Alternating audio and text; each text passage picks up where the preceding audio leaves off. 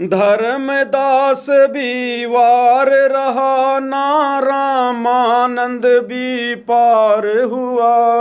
धर्मदास भी वार रहा ना रामानंद भी पार हुआ। वो सर्वानंद भी अटका हुआ जिसका घमंड गुरु ने तोड़ दिया।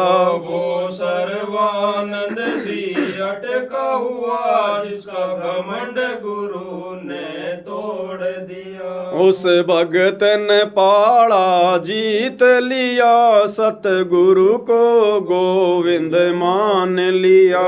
उस भगत ने पाड़ा जीत लिया सतगुरु को गोविंद मान लिया। और जो भगत अपने सतगुरु को परमात्मा मान लेगा, भगवान मान लेगा, वो फिर इस प्रकार के गंदे नाच गाने ना देखेगा ना सुनेगा। तो कहते हैं धर्मदास भी वार रहा। वार यानी इस काल के लोक में है। धर्मदास 650 साल पहले कबीर परमात्मा आए, अपनी प्यारी आत्मा को मिले, जिनको निमित्त बनाकर कबीर सागर लिखवाया। इतना बड़ा सेठ कुर्बान हो गया, अंत में जीवित समाधि ले ली, सब कुछ छोड़ दिया। कहते वो धर्मदास भी, वो भी पार नहीं हो पाया। क्यों? क्योंकि उसने गुरु को परमात्मा की नजरों से नहीं देखा। उसके हृदय में यह बात नहीं समाई कि जो काशी में मेरा गुरु है कबीर, यही सारी सृष्टि का मालिक होगा, जबकि सतलोक में भी उसने परमात्मा को देख लिया था भाई और बहनों। लेकिन हृदय में यह बात नहीं समा पाई कि मेरा गुरु ही परमात्मा है, मेरा गुरु ही भगवान है, मेरा गुरु ही गोविंद है। वो धर्मदास भी वारी है, अभी भी काल के लोक में है। और ना रामानंद भी पार हुआ। रामानंद कबीर जी का मुंह बोला गुरु पंडित रामानंद, चारों वेदों का, गीता का, 18 पुराणों का प्रकांड ज्ञाता, जिसने सतलोक में आंखों से परमात्मा देख लिया भाई और बहनों। अंत में वो भी विश्वास नहीं कर पाया कि गुरु ही परमात्मा होगा, और इसी कमजोरी को लेकर वो भी अंत में धोखा खा गया। तो सोचिए, ये वर्तमान में संत रामपाल जी के कार्यक्रमों में माता बहनों का डांस देखने वाले, माता बहनों को नचाने वाले संत रामपाल जी के परिवार वाले, ये हजारों की संख्या में बैठी नादान संगत, ये भला इस प्रकार के कुकर्म करते करते कैसे पार हो जाएगी? अगर इन्होंने गुरु को भगवान मान लिया होता, ये घाघरा डांस देखने के लिए यहां नहीं आते। खड़े होकर कह देते आश्रम वालों, ये क्या कर रहे हो तुम? हम तो गुरु जी के सम्मान के कार्यक्रम में आए थे। नालायकों, तुमने तो गुरु का अपमान करवा दिया। अपमान!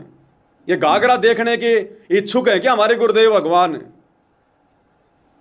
तो संगत को भी अभी तत्व ज्ञान नहीं, जो तत्व ज्ञान धर्मदास को भी नहीं हुआ, जो तत्व ज्ञान पंडित रामानंद को भी नहीं हुआ। आज वो दया गुरुदेव ने साध संगति से जुड़े अपने सत्सेवक बच्चों के ऊपर की है, जो इस प्रकार के गंदे कार्यक्रम देखना तो दूर, करवाना तो दूर, जो करवा रहे हैं उनको भी समझा रहे हैं। तो धर्मदास भी वार रहा ना रामानंद भी पार हुआ, और वो सर्वानंद भी अटका हुआ जिसका घमंड गुरु ने तोड़ दिया। सर्वानंद जो अपनी मां शारदा से कह रहा था कि मां मेरा नाम सर्वानंद से सर्वाजीत रख दे। बोली बेटा क्यों? सर्वानंद क्या कोई बुरा नाम है?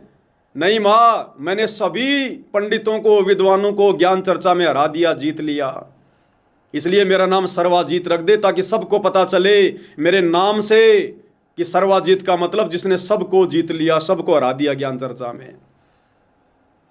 तो सर्वानंद की माँ शारदा परमात्मा जी की शिष्या हो चुकी थी।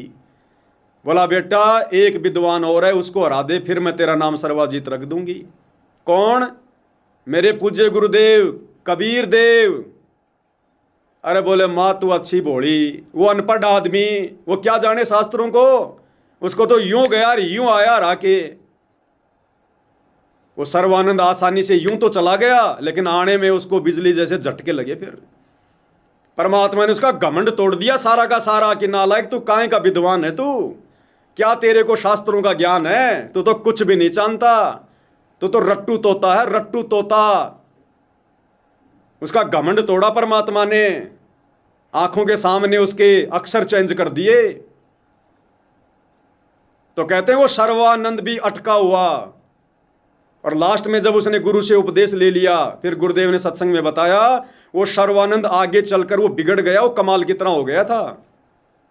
वो खुद ही प्रवचन करने लग गया था, लोगों को उपदेश देने लग गया था शिष्य बनाने के चक्कर में। परमात्मा ने फिर उसको धमकाया, उसको डांटा, लेकिन भैया गुरु के दिल से उतरे जो शब्द बिहू ना होए, उसको काल घसीट ही राख सके ना कोई। एक बार जो सतगुरु के दिल से उतर गया फिर वो सर्वानंद भी आज तक अटका हुआ है। वो प्रकांड विद्वान, वो ज्ञाता जिसका गुरु जी ने घमंड तोड़ा था। और नादानो, आप और हमें गुरुदेव भगवान ने आज कलयुग की बिचली पीढ़ी में अपनी शरण में ले लिया, हमें मोक्ष मार्ग पर लाकर खड़ा कर दिया। ऐसे सतगुरु की महिमा तो आंखों में आंसू निकाल कर करनी चाहिए। अरे आंखों के आंसू से गुरुदेव के चरण धो धो के चरणामृत पीना चाहिए। ऐसे गुरुदेव भगवान की महिमा करनी चाहिए, उनको प्रसन्न करने के लिए। परमात्मा कहते हैं शीश उपाड़े भूमि धरे, ऊपर मचके पांव, कबीर का घर शिखर में तेरी गरज पड़े तो आओ। गुरुदेव कहते हैं सतलोक के लिए इतना सस्ता सौदा नहीं है, इतना आसान मत समझ। ये कोई बरवाड़े का बस स्टैंड नहीं है जो तू सतलोक चला जाएगा। गुरुदेव कहते हैं मेरे सतलोक के लिए अगर तू अपने हाथों से अपनी गर्दन काट के अपने पैर के नीचे रखकर मुझे प्रसन्न करना चाहिए तो नहीं हो सकता। और आज हमें सहज में परमात्मा सतलोक ले जाने के लिए आया हुआ है, हमें तैयार करवा रहा है। और ऐसे सतगुरु के कार्यक्रम में हम ये किराए की लड़कियां ला ला के दुनिया का मनोरंजन करवा रहे हैं, खुद का मनोरंजन कर रहे हैं। भक्ति की छींट भी नहीं छोड़ेगा काल, भक्ति की छींट भी इतना नींबू की तरह निचोड़ के रख देगा आश्रम वालों को और संगत को। तो कहते हैं वो सर्वानंद भी अटका हुआ जिसका घमंड गुरु ने तोड़ दिया, उस भगत ने पाड़ा जीत लिया, वह सतगुरु को गोविंद मान लिया।